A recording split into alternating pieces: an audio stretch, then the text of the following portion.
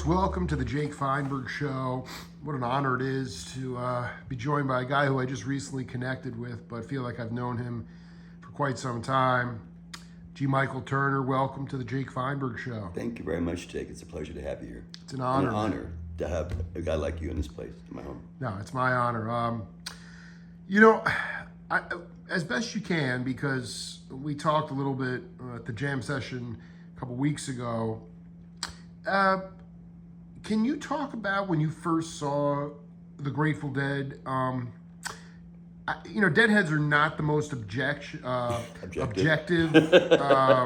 critiquers of a musical aptitude. Mm-hmm. And again, when the Dead were on, it was like the conversation was just the ultimate. But Phil, up to that point,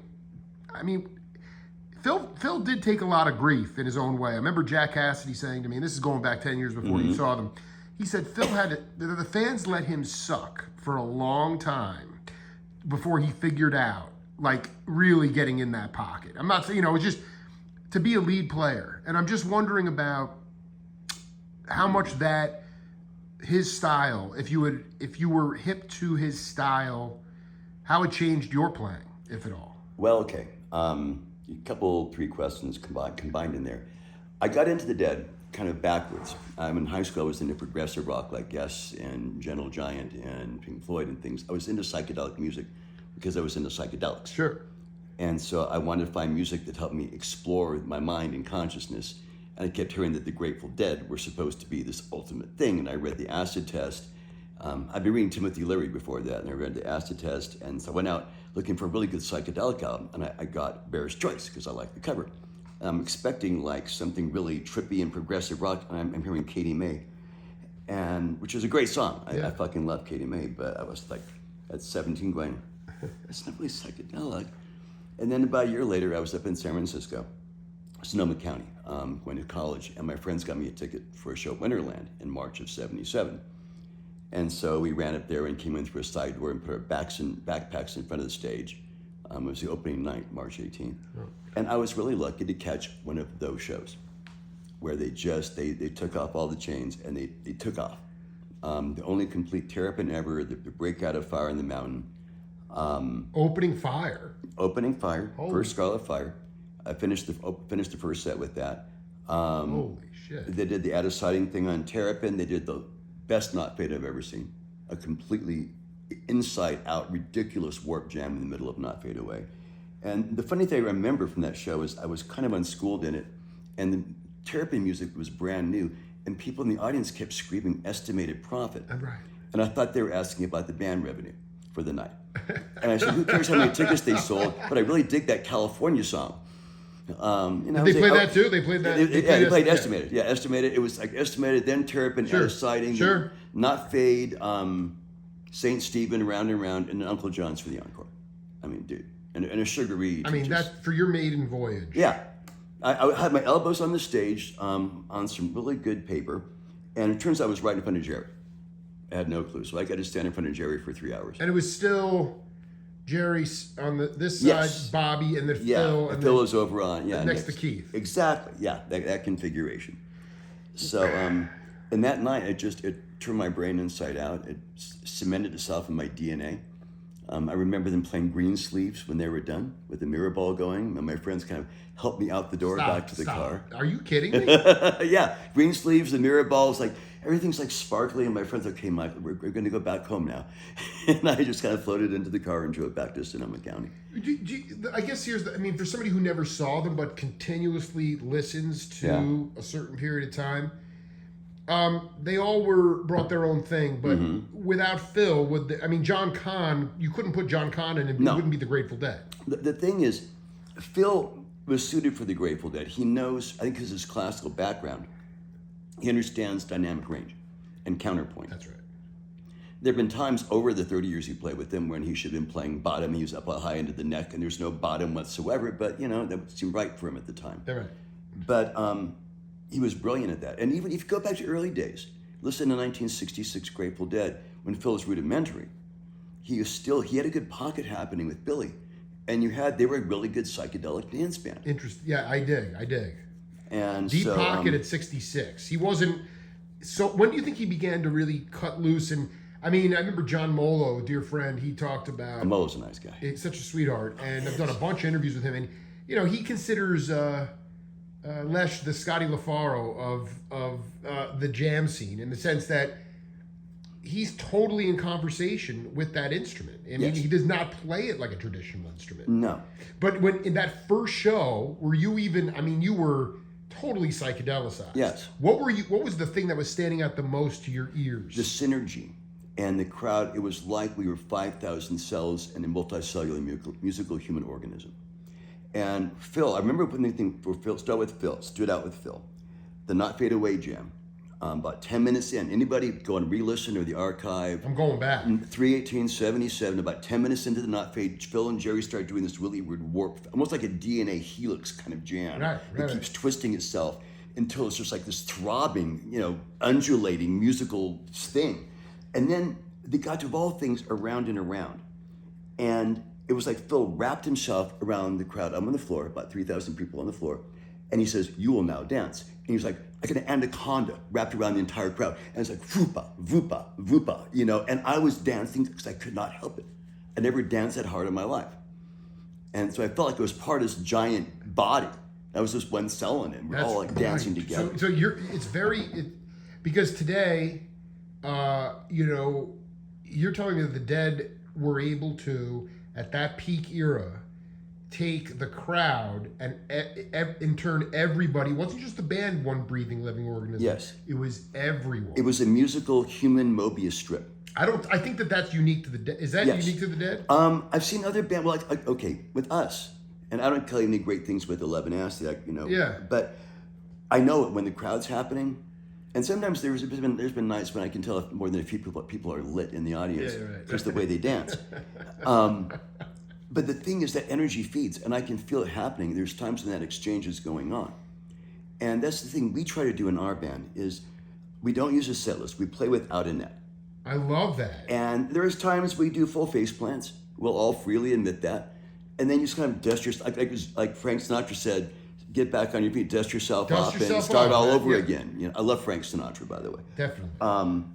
Did you know that Frank was going to cover Stella Blue and never got around to it? Dude, where are you getting that information? I've never heard that. I heard it a few different places. I think Parrish might have mentioned it, but yeah, well, no, I mean that's like me thinking that Jerry was going to see Pat Martino at Keystone Corner, which I think, in fact, they definitely. Those cats couldn't play jazz. Right. I mean, I guess, you listen to Legion of Mary, you listen to Reconstruction, which you saw a lot. That wasn't really Jerry's wheelhouse, but yet they were always willing to face plant in order to get to that. Exactly. I saw Reconstruction at the Cotati Cabaret back around 1980, and a great little venue that's now a firehouse or some such thing, but wonderful venue, like 400 people capacity, sprung dance floor. It was awesome. Holy cow. But anyhow, okay, so what were we talking about? Sinatra Dead. Living in the Moment. Yeah. A lot of bands work with set lists, and a lot of people believe in that, but we stay in the moment as much as possible. That to me is where the magic happens, is willing to do the high wire act, willing to fall down and get back up. I want you to talk to younger. I think this is the most important thing. Even last night, my dear friends in the Tucsonics, I was not hip to them. They just passed their 10-year anniversary. Matt Mitchell, who I consider to be one of the baddest cats around, guitar player, still breaking out the sheet music. Yeah. And it's kind of like, how have you grown as a musician by going without a net? And it doesn't have to be Dead music. It's just no set list. I just want to know what the antecedents are to go on that path. I believe in doing without a net.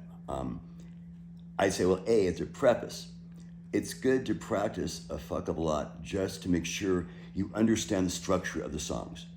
When I write songs, I'm most a lyricist, and then I put a skeletal framework around it, like a rhythm and a key it's in and stuff, but let everybody else color it in. Yeah. And so it's good to understand the skeletal structure of the songs and kind of know them intimately, so you know what the changes are, the timing, etc. Beyond that, though, just get on stage and play what feels right in the moment. And when you really open yourself up like that, amazing things can happen. And I think far too often, I've heard wonderful Dead cover bands, you know, so many in this town in Arizona. And they play beautiful music. I wish Dead and Company, for that matter, would dump the set list. Okay, but I want to be clear. By not having a set list, explain how that keeps you in the moment collectively, because someone's going to lead into it. I already know the answer, but I want you to talk to because it makes you be listening, present, fully present. It's kind of like I was a student teacher years ago for a 9th grade English class, and when you're teaching a class, it's not like giving an oral report where you can go back and say, hang on a second, let me look at my notes. You're in front of 35 14-year-olds who are as hungry as piranhas for an hour. And so you have to be in the moment and respond. Same thing with music, because you have to be listening to every musician and seeing how it's going. And if, like in my case, if Ted or Nathan get an idea and that they offer a suggestion, then you kind of run with that. And when that happens, you have to trust it. You know, it's so easy to program. It's so easy to get into certain grooves, which are safe and familiar. But exactly, if do you want adventure or do you want something that's comfortable? And I will say this about a lot of contemporary jam bands. And I don't want to slam them or anything, but a lot of it's just sort of recycling the same groove over and like EDM trance music in a jam band fashion, which has its place, but it's like meditation, new age music that just kind of swirls around in a tide pool eddy and doesn't go anywhere. And for me, music has to, like Billy Strings, he moves. He's a jammer, but it's not just rotating around. He has a conversation going constantly. It is his stream of consciousness of the music flowing through him, through his instrument, the eternal music that he's tapping into. And he's just articulating it, and it becomes a journey. And that's when it gets interesting. Let me ask you, because I saw Billy, and I agree with you. He is clearly a conduit, and he's able to go down deep into the primordial gut, and start to riff these lines that are just you with know his eyes closed. It's coming from it's like a Garcia kind of thing, or even a Grisman kind of thing. Now, how much of that is because we didn't talk about Billy Kreutzmann, but he doesn't, Billy Strings doesn't have a drummer. Correct. Royal Mossad, his bass player, is a beast, able to hold that thing together. But today, Billy Kreutzmann, again, is, I've talked to guys who played in side bands with him. And, his bringing his stuff to the Dead, although Phil was the anaconda, right? Billy was also a dance machine. He was not a quantized rhythm guy. No. It was round. So how much does the rhythm section in a band that's going to play without a net able to facilitate that sort of insane, in the moment stream of consciousness burn? It's huge. I call Billy Kreutzmann, he's like a danceable Elvin Jones.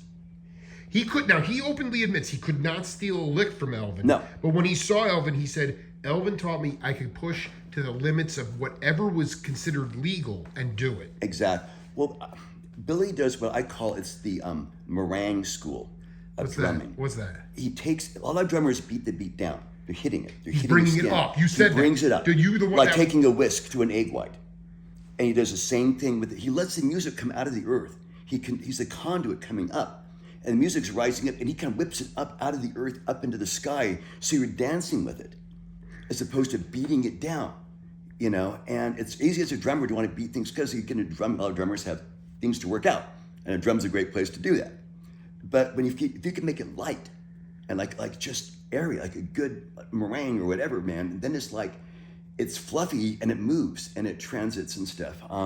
Let me ask you though, in terms of who are some other drummers from that era of music? Because a lot of the psychedelic rock that you were privy to before the magical Winterland gig, those guys were pounding too. Oh yeah, they were pounding into the earth, whereas Billy, like a great jazz drummer, is like ethereal. It's lifting up. Correct. Bonham pounded down, but he was very musical about it. He had a great sense of counterpoint. He was a very musical drummer. Yes. Keith Moon? Moon, up, down, and sideways. Yeah. Bill Bruford, more in a sense like very much a good counterpoint drummer. And when the first time I saw Further, when I saw Russo. Yeah. I was like, oh my God, Russo's like a modern Bruford. The guy is just ridiculous. He would take that as a high compliment. Yeah, I love Bruford. I saw the Yes Union tour when both Bruford and White were out there, and that was pretty cool.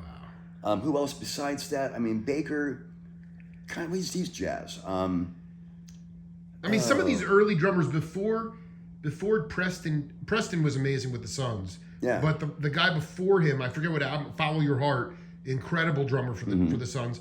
You know, all these guys were jazz. I mean, jazz was still a popular music, so they were feathering. They were doing a lot of these techniques in a more of a rock. Yes. And you could say the Dead were even a punk band in some ways. Oh, they're in some ways they're really much a psychedelic garage punk band. Okay, a drummer I love, I've come to really love in the last few years, is our dear friend who just passed away recently, Charlie Watts. Wow. Because I mean, let's talk about that. You were Stones, but that fucking dude. love the Stones. My fiance Mo Nash is a huge. She's seen the Stones 37 times. She's a Stones head. Watts is he's brilliant, delicate, and awesome. Yeah, I mean he is so awesome because he's a pocket guy, but he knew right where to put accents. That's right. He didn't overplay at all, and yet he was underrated. Even Ringo, you know, is underrated as a drummer, but he knew exactly how to keep the thing happening. Watts was another guy who was bringing. He was he was whisking again. Precisely, and in weird ways, the Stones and the Dead are very similar. Talk about that. They're both tapped into the primordial groove, the eternal sound that manifests all reality, which I call they call it the Shabda. We're waxing now, dude. And Charlie Watts and those guys, they kept it down to a contained thing, into real song formats. But they would jam their asses off in 3.5, 4 minutes. They would do counterpoint and everything while keeping it in a 3-minute R&B song. Sure. It definitely was not a jam. It was not a jam. No. Yeah. Yet you watch, Keith interacting with Charlie. In a lot of ways, it's like we're with Kreutzmann.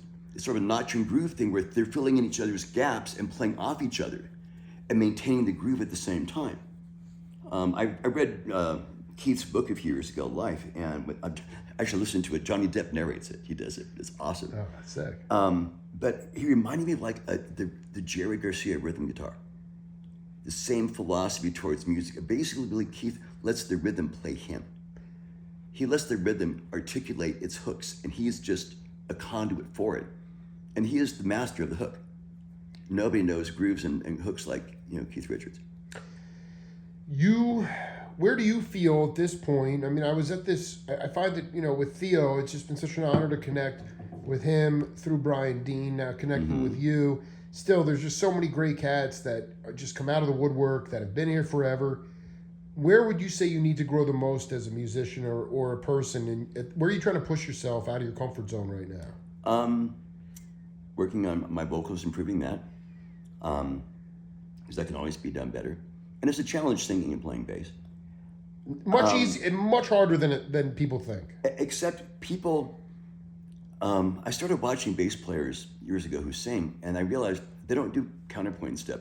I watched Sting or McCartney. Like Danko? Yeah, they play the root. You'll play a root. You're kind of almost playing like rhythm guitar in a sense. Right. Guitar players, they can stop playing altogether to sing. Bass players, not so much. Beyond that, though, really getting to know my fretboard better. Because I started watching, Billy Strings, and he closes his eyes, and he knows that board upside and down and inside out, and But there's no formula trip with him. No, he just lets him. He's going to the intergalactic. Yes, I just want to keep improving my knowledge of theory, counterpoint. I want to find new doors to explore, new ways of unlocking the puzzle box, and see what's inside of this and what's inside of that. I want you to talk specific. This is so classic. I mean, I was only a couple years old at the time, but one of my favorite shows. 9/13/81 Berkeley Greek Theater. You are obsessed with 9/12. Yes. There is. I listened to the audio. I still can't get off on it. The audience. It's muddy. Yes. Talk about the magic of that. I mean, first of all, you're seeing. They were still in the honeymoon era with Brent. Mm-hmm. You're seeing that arguably, even though I think Healy said it was almost impossible. It was a hard place to record for some reason. The acoustics were, even though it's just beautiful. Yes. Please talk about 9/12/81. With that experience for you. Okay.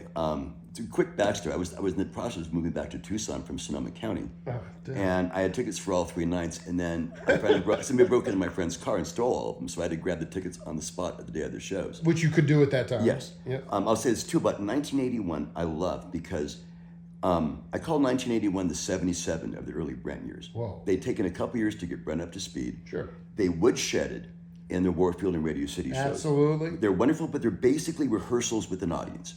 Still very hip with the acoustic Still, stuff. Yes, I dig it. The acoustic, I was a part of those shows. The Phil was acoustic's playing amazing. electric. He wasn't playing upright. But No. I did. But that got him really tightened. And actually made them a little bit quieter. Exactly. So you get into 81 and they take off the leg weights from doing exercises for a month in these 2 little halls. And they took off running. Like the Madison Square shows from March that year. Yo, excellent. dude. I got the box set. Did you go to those? No, I just got the box set recently. I'm sorry, dude. Wonderful. The Stranger from 3-9 Oh, is dude, off. 310's no. Yo, 310, there was huge feedback during Mississippi Half. Yeah. Out of control. We call that art. Dude, they played right through it. Yeah, they did. And they caught fire. Yeah. Anyhow, okay, so the Greek So they took the shows- leg weights off. Yeah. Go ahead. Yeah. All of 981 was just really good stuff. And they got to the Greek. Opening night was kind of warm up. And you got a great second set. But the thing about the 12. 9/11 was okay. Stranger Franks. I think that was Yeah. Mickey's birthday. Go ahead. And then you also have the classic Dead thing of He's Gone, Truckin', Other One Do. And then Johnny B. That's right. Which is on paper amazing. It was opening night. So it was more on paper than a fantastic jaw-dropping, holy crap show. Whereas next night you get the Estimated Eyes, Wharf Rat, But that show on the 12th, yes, there's no good board tape of it, but the flow is impeccable. Let's talk about, because you were breaking out these back-to-backs. Yes. That they were going, very unique. Here's the thing, okay, 9/12. This first set, 10 songs, there are 5 couplets, so to speak. It's shakedown into Greatest Story, Friend of the Devil into El Paso, Birdsong, Cassie, Jed, Looks Like Rain, China Rider. 3 major jams in the first set, and it's just like flowing. It's just like God. undulating and rippling. And then you get this Scarlet Fire, and they go into space coming out of Scarlet, 10 seconds out of Scarlet, and they just drop off and go into deep space. And Jerry starts playing this tone that I've never heard before or since. Really? And it starts just intertwining. And just as you're getting to Fire, and he starts playing the notes, Jerry cuts left and goes to a wormhole into this other dimension. Plays in there for a couple of minutes, and then pops out the wormhole back into perfect timing. Right into Fire. Exquisite. Oh my God. And the Fire is incendiary. A really surprisingly good CC Rider, and then his Estimated Eyes into space that is extraordinary. And the thing is, it's a musical flow. It just, you can feel it. It's palpable that it's just continuous the whole time. It's effortless. And so when I want to give somebody, if they can tolerate the fact it's an audience tape, what I call an example of pure dead, I would play 9/12/81. Actually, all you would need to play is that when Jerry gets into that different sonic space in Yes. Scarlet. Yeah, To this- me, this like Scarlet that's Fire. that. If you're talking, because I mean, That's the that, shit that, right that there. Stranger from Madison Square, there was Yeah. stuff he was doing that I haven't heard before. Raunchy, Yep. like sort of distortion pedal. Exactly. You were in the pit for that gig. I was up in the chairs for that one. Wow. Chair, so to speak, stone. Dude. I was in the pit opening night and then the seats the next night. And I just felt, this is fucking cool, man. Birdsong. And I'm watching the sun setting down over the bay. These seagulls circle over the stage during Birdsong. They circle over like 3 times and fly. Scarlet Fire right as the sun's setting over the bay. And so you get this unbelievable sunset. And yes, the neurotransmitting influences that are being provided that day were extraordinary as well. Dude, but this is insane. it was the most, along with the closing of Winterland and a couple of shows, it was the most psychedelic show I've ever been at. It's just pure, like, it's yumminess. It's like psychedelic taffy for some reason. It just, Well, and just there's like synesthesia going on, and all sorts of, you just have all this sort of imagery and things like that. I mean, at the end of the day, so you want to get better. I mean, do you feel like, talk about the importance at this time? I mean, what stood out to me about the band that I saw you with is just that, there are a couple cats that are at a pro level. And then there's other cats who are getting better all the time, right? And just in this time that we're living through, I mean, the amount of times that I go see live music. I saw Brian Dean the other night in this small little bar. I got people come up to me and saying, "Can you please sit down?" I'm like, music is made for dancing. Right. Okay, so my point is, how important is it? This is just a macro question. In this time that we're living in, I think it's always been important. But I think the significance of live music has changed a lot in our culture for a lot of different reasons. Right. People listen to music in isolation, whereas your generation came up communal listening. Correct. Tons. How important is live spiritual music during this time of, it's a dark time, globally? I think it's absolutely huge. I think the most important thing, you want to know what I want to learn how to do? Yeah. Is get the hell out of the way when I'm playing. Get my ego. People say you need a big ego to play. No. I mean, it's good to have fun on stage and enjoy being on stage and have a flair for it and make it enjoy. But my whole goal is to get the fuck out of the way and let the music play me. Well, that's the thing. Terry Haggerty told me, he said, you have to have that Socratic method of saying, you must know what you don't know. Because when you get out of your own way and you let information come through you, that's really you. Yes. But you can't explain it. No. The first time it happened on stage with the Delvin Nasty a few years ago, I remember suddenly I was playing on automatic. I was like observing myself. I was above myself watching this happen. That's right. And I was thinking, I've been in the audience for shows like this before. I've never been on the stage where it happened with me, with the music playing me like a marionette, like that Touch of Grey video. You know? Exactly. I mean, it's just like, we were always like, and it's all just working like these interlocking pieces in a machine, like in, you know, and it was utterly remarkable. I think it is so important. More for if you want world peace, you want to heal this planet, heal the divisions. If you start chanting for peace and stuff, I believe in meditation. Sure. I believe in consciousness manifesting reality, because we're all just a wavelength of consciousness. But if you're doing that, you're still getting into the dialectic of positive charge versus negative charge. As long as you're pushing, like people say, I want to invoke the light. That inherently increases the polarity. So you want to go neutral. You want to stay in the balance point and let the neutral current of love just kind of flow through you. And if you can do it musically without trying to sculpt it or put it in some fashion or direct not too perfect, when it's just flowing, it does of its own accord. It spreads out through the music you're playing.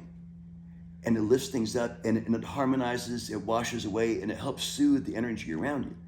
The more bands that can tap into that around the world, that can just be pure conduits, you know, for music to play through them out of love and joy and ecstasy, and get people dancing. That is what can heal us more than anything, I think. One final question for you in part one. We just rip through 30 minutes here. So just setting aside, because he's a great collaborator and he's an incredible counterpoint percussionist. It's funny though, when I interviewed Dave Schools, he said in the Touch of Grey video, there was a dog bone that was serving as Mickey's bass drum that was yanked away subtly in the video, basically saying, because there's this thing out there, Butch Trucks, really very critical of Mickey. Yes. Stephen Quinn Barncard, who produced all those early albums and did New Rider stuff. Mickey really had a hard time feel. Billy was loose and elastic, like we've talked about. When, in your observation, especially in those 81,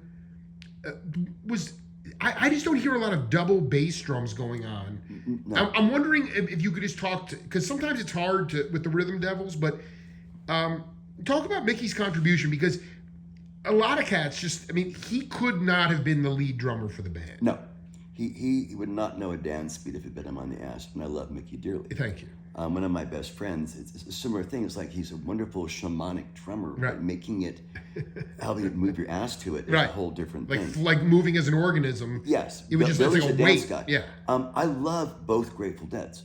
I cut my teeth on Mickey and Billy. And I would love it. I mean, Mickey's not much of a bass drum guy.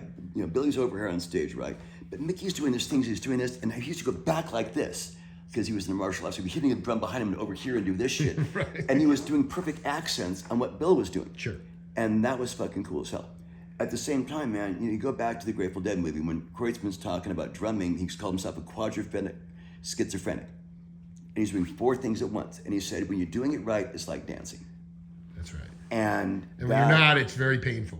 Exactly. Yeah. And the thing is, I mean, we've had gigs where it's like the gears are not, it's like you're grinding your clutch in your car and and it's not quite locking in. And everybody knows that, and as a bass player, like Phil once said, I'll play faster, I'll play slower. And somehow it's just not clicking. Then the next night, it's brilliant. And Jerry once said, I wish I had a formula, like take 2 hits of hash, have a glass of wine, a little toot, and suddenly there's no formula. Doesn't happen like that. And so it's just, you got to be relaxed into it. And I love, like I said, I love Mickey. He's a really interesting drummer, but man, with Kreutzmann by himself, that shit with Billy is just... Well, a lot of people say that couple-year period when Mickey was out of the band, Kreutzmann's drumming was spectacular because he was literally just being almost like a satellite, bringing everybody else, but he was not being the center of it. No. Either it was either Les or Weir said that Europe 72, Billy was playing like a young god. And you listen to Europe 72, by the time you got through 71, Billy was ridiculously good. Nobody better. I mean, maybe Bonham, but Wow. Kreutzmann owned the skin. You mean in that rock in that vein? era, in that rock yeah. phase and stuff. He just was outstanding. Yeah, he had just... It was, yeah, they were all firing on. They were all Yes. on fire. It was just its wonderfulness. Well, let me tell you something. In the next segment of this, we're going to sit and we're going to stream 9/12/81 and get some of this stuff together.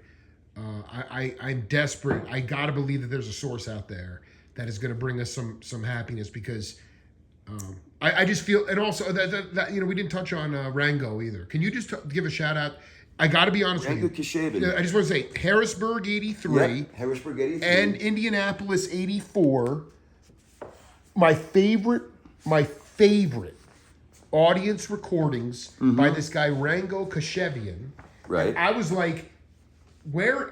And because it's always you see all these other cats, Moore, Jim Wise, all these Jerry guys, Moore. multiple, Bob Moore or something, whatever. Yeah. It's like, and they're good.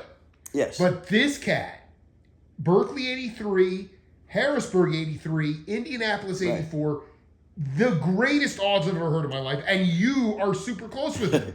Yeah, I was going to say, also this guy named Ron Elner back from the day. I don't know that name. Bay Area cat, I used to know. But, okay, I was working at a mall in the San Fernando Valley in mid-'80s, and this book had just come out. Oh, my God. And Rango came into my bookstore buying a copy and wanted to know where it was. I'm like, oh, my God, a deadhead. So we started talking and sold him the book, and it became best friends as long as he was in LA and so was I. And we hung out and, listened to music constantly. I used to have a really, really cool Indian bedspread he gave me, and it just kind of got tattered over the decades. Did you ever actually talk? Did you listen to some of his work? I mean, Well, were at you the hip- time, yeah. he was just, it wasn't like he had work, he had some recordings he made. And so I'd go over to his place, I'd listen to the tapes he made of the shows. And he had these killer tapes, Oh my God! And we would sit dude. there and get high and just be talking about Grateful Dead for It's the hours greatest- until 2 o'clock in the morning. Yeah. Wonderful guy. He's been through a lot in the last 20 years. I believe he's a newlywed, in fact. Where is he? I think he's got married recently. Well, I'm telling you right now, none of this stuff. There are no coincidences, as Wavy Gravy said to me. And I just feel like I'm grateful that you are here in this Thank you. community, pushing the music forward, pushing yourself out of your comfort zone. G. Michael Turner, man, we'll do it again. Absolutely. Thank you very much. It was an honor, my friend. It's the Jake Feinberg Show. Sailor song in the background. Ken Kesey lives. We'll see you later.